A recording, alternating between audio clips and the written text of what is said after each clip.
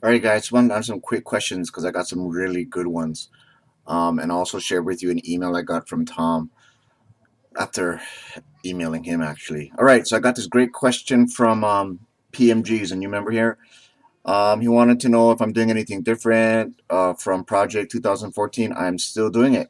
Okay, I answered the Golden Geckos, and the only thing I'm changing is based on a lot of the market measures we've seen about about let's see how wide to make the strikes and where to place the strikes. So if you've been following along, golden geckos are basically an iron condor, or I'm selling two vertical spreads, one on the put side, one on the call side. I'm selling the one standard deviation strike, and I'm buying the two standard deviation strike. So it looks basically like this. Okay, I'll sell. Here, I'll go to strategies real quick. This is what a traditional golden gecko looks like. Um,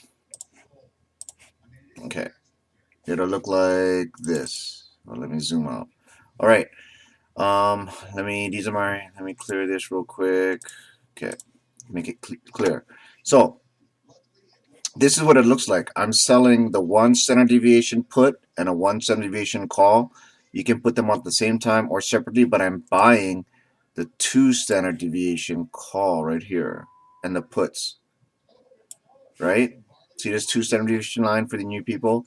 So I'm selling these and I'm buying these.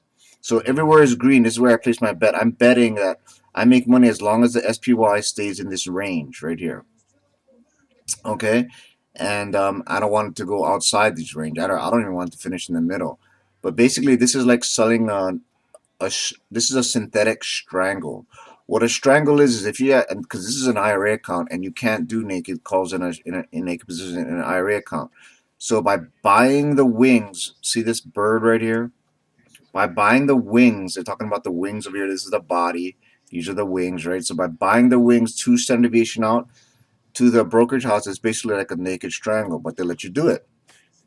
As you can see here, you can collect $1.48. Okay, which 69 days ago, that's the closest to 56 days. All right. So I'm doing the exact same thing, but I'm the only thing I'm playing with is keeping the strikes 5 wide. So if you click on this little thing right here, look. Right now the strikes are 16 wide here. The difference between here and here is like 16 strikes. The difference between here and here is like 19 strikes. So what I'm now doing is I'm playing with this, and I'll show you why in a minute. I'm playing with strikes being 5 wide like this. See, I'm just dragging it into that says 5 right there. Whoa, I can't collect 5 wide because the strikes are not wide. I mean, the strikes are not close enough. Here, I can't move it in. You see, if I move it one in, see how it drops to 0? That means there's nothing in between. So this is as close to 5 wide as I can go.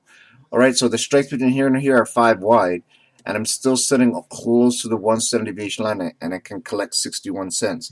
The reason why is based on the market measures. Here's an email sent to Tom, right? Based on the market measures optimizing spread on January 26, 2015, as well as September 14, 2014. The best return on capital is if you keep your strikes 5 wide apart. All right. So I asked him, but Tom, if you listen to Tom and Tony, they always talk about selling and trying to collect at least 1/3 the width of the strikes. So if the strikes are $1 each and they're 5 wide, 1/3 of $5 is about $1.65. Okay, now if you look back here on Dole, I can't collect $1.65, right? And not even on the whole thing. Okay, see, they're 5 strikes wide on a vertical spread, but even if I just did a vertical put like this, right? One standard deviation away, I can't collect $1.65. I only can collect 45 cents. So I asked him, what does he prefer? Because he was teaching, he showed Dylan one thing, and I was just checking. A lot of the market measures they do, they're selling a strangle on the SPX one standard deviation away. Okay, so I asked him if because which is better, selling the vertical spread at one standard deviation strike while buying the strike that is 5 strikes away and collecting whatever you can, or should they focus on selling 5 strikes wide apart, but then moving them in till you can collect at least $1.65, right? Okay, and of course, assuming strikes are $1 apart, 45 days expiration, average rank is greater than 50, and also manage your winners based on this market measure, right? And of course, exit and taking losses at 2 times an existing loser, as in this market measure right here. You can replay this and watch. I don't want to go into that right now because it'll take up too much time. All right. So great market. I think it'll be a great market measure because he usually talks about, all the other market measures are selling strangles at 1 standard deviation away, right? So I want to know which one is better, right? So he replied, so I asked which is better, and he answered me today. The answer is really you can do either one or two, okay? But he'd like to do number two, meaning bring it in and trying to collect at least this because he likes, collecting more money. All right, so let's take a look. So here, as you can see, this vertical put is at the 1 standard deviation line, and it's 5 strikes away, right? What I was talking about, and what he likes better is, okay, set this up, okay, and my probability of being right is 86%. I have an 86% chance of being right, but I only can collect 45 cents or $45. All right. Now it's going to cost me $3 to place this trade, $1.50 for each position to sell it, and then $1.50 again to buy it back after. So round trip, it'll cost me $6. Okay, the most I can make is $45. All right, and I'll be risking, it's a 10% ROI. Okay, this is worked well last year. This is what worked for me last year. But he's talking about, well, keeping the strikes 5 wide apart. I'll click on this again so you can see up here, right? But then moving them in, moving both of them in towards where the underlying is trading, for this to equal 1/3 the width of the strikes. Okay, so as you can see, the strikes are $5 apart, right? 192 minus 5 is 187. 1/3 of that is about $1.65. So what I'm talking about here is, see this? Moving them in towards here till this reaches $1.65. So watch this.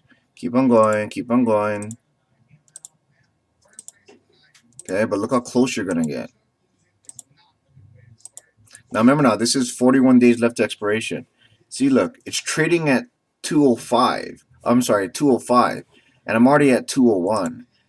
So I'm almost right. I mean, I've got to be almost at the money. It's not even work. I can't even get close to $1.65.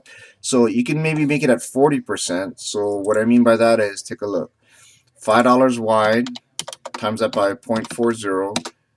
You want to collect. Well, it's not even. That's even worse. That's $2. There's no way. Okay, so 1/3 the width is 33%. So $5 times point. Let's see, 0.30. $1.50. So we're right here. So, but we're basically at the money. So I can't really. I mean, I can afford for the SPY to drop a little because everywhere in the green I make money. Well, I don't lose money, I should say, right? For me to make any money, I want it to stay above 205. Okay, but I only have a 56 chance of being correct. I don't like that.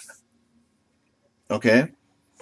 Now, so I want at least a 70% chance of being right. So now this could be a function of expiration.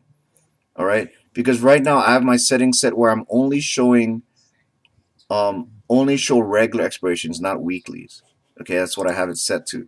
So even if I move my expiration shorter, if I click this button right here, it'll reduce this to a shorter time period, 13 days. And look, I can collect more, but only have 13 days. You want to sell 45 days to expiration. So let's try this again. I'll adjust my settings here, 45 days. And I'll get close to weekly as I could. Let's see what happens here. 41 days. And I'll move it over. I'll move it in. See, can I collect $1.65? Not even close. It'll be still yet. See this? I'll go to settings and I'll allow weekly. So I'll just show all expirations, all right? And now I can play with it. Okay, so if I make a shorter time frame, $1.24, see that? It's getting worse. If I go further out, it's not getting any better. So this is what I mean. Well, $1.65. Here it is. Here, I got to go all the way out to June to collect 1/3 the width of the strike. Okay, and I probably profit is 54%. Now, this is why I haven't tested this yet, so I'm more inclined to do like I said, something with the higher probabilities, like back to my original, which is right here, my default. Okay, so my default is this. All right, let me zoom in a little bit. Oh, this is a weekly. I don't want the weekly. So, 41 days. That's good. All right. See, at least I can collect 82 cents. My strikes are 5 wide apart. Okay, I'll show you that again here. Oh, I'm sorry, wrong one. This. Okay. Oh, no, 9 strikes wide apart. Let's move that in to 5 if I can. Okay, and I can collect 55 cents. I like when I get at least 10 to 1 return on my money because that's what's worked very, very well. I have still probably 82%. All right.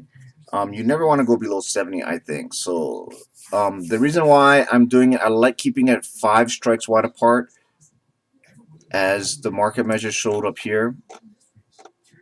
Okay, these two market measures are great. I have them in the forum already. You can go back and look. Is because basically you're not tying up, you're not risking as much of your capital. So you have a greater efficiency of use of your capital. Here's what I mean. Look, I'm risking $445 to make $55. That's better than 10 to 1, right? Now look what happens if I move this out. All right, so the most I can lose is $445. Look what happens when I move this out to the 2 standard deviation line right here. That should be around like the, so you have 2%, yeah, 90. Okay, look what happens. I can collect way more money though. I can collect $1.10, right? But I'm gonna risk 1,390. What is 10% of this? 139, right? You see, I can't even make that even if I max profit out. And remember, we're managing our winners at 50% of max profit. The most I can make is this. That means I'm going to close it when I get 50% of this. So this is why I'm thinking this year I'm going to focus on, the neat thing about this is where's that back button? You can just go back to what I did earlier. Where the hell is it? I thought I could do the whole create back. I don't know where it is. Anyway, undo. Oh, here we go. Undo. See, watch. It'll move it back. There. 5 strikes wide again because I still have a high probability of profit. Okay, I can even move it out a little bit if I want. At least at 80% probability of profit. And take a look. I'm only risking 10 to 1. All right. So I know Tom likes collecting more money, but let's look at the IB. And now only do this when IB rank is 50% or greater. So here's the SPY right now. Okay, IB rank is 48, so I wouldn't put this trade on right now. I would just wait. Now, according to why this is working so well, let's take a look. Okay, here's the beginning of 2014. The reason why this has been working so well for me and Karen especially is take a look. I just go to year to date here. Look, this is the beginning of the year, right? Look at IB rank. You sell it when it gets above 50, right? Look how long it took to get down below 50. Look at the dates. January 2nd, January 7th, like less than a week, less than 5 trading days, right? And you made out you be taking off your profit 30 because remember you're managing for 50% of your max profit, right? Then what do? You put on more, right? Now here's what I mean about pouring it on. Look, I sold it. My first trade was at 50% IB rank, right? And what happened? IB rank in 2 days it dropped and the price dropped. IB rank shot up. What do? I put on more trades because you can collect more, right? And then look what happens. They all come off and you collect more money. See? You collect 50%, you just manage each position. All right? So take a look. Now it shot up again over here, right? On the 12th, right? It goes against me because IB rank keeps on going higher. You're going to lose money. But don't forget, these options don't expire till like here at least. Right? So great. I put it on here, right? On the 12th, I mean. And IB rank shoots up to like 100, like 3 trading days later. All right. So the original position I put on paper, it's an unrealized loss. So what I just put on more positions. Why? Because you always want to put on more positions as IB rank goes up. Now as IB rank starts falling, guess what happens to these positions that you put on the other week, right? The price starts coming back. All these positions are now making money that you sold over here. And then look, it especially the ones that you put on